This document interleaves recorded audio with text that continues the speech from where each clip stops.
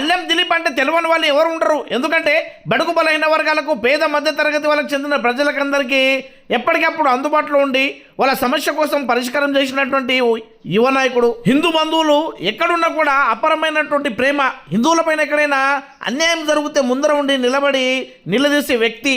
ఇక ఆ వ్యక్తే మన బలిసపట్నంలోని 22వ వార్డు కౌన్సిలర్ అభ్యర్థిగా అల్లెం లక్ష్మీబాయి దిలీప్ పోటీ చేయడం జరుగుతున్నదన్నమాట.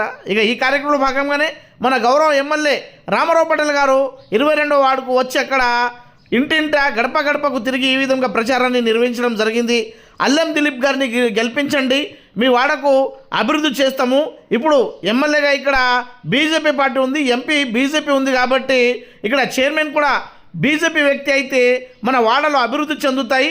ముఖ్యంగా అల్లెం లక్ష్మీ దిలీప్ గారు నిల్చున్నటువంటి 22వ వార్డు కూడా అభివృద్ధి చెందుతుంది.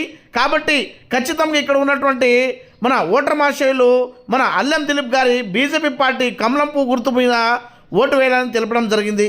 వందల మంది ఈ ఓటర్ మహాశయులు కూడా సానుకూలంగా స్పందించి గెలిపిస్తామని చెప్పడం జరిగింది.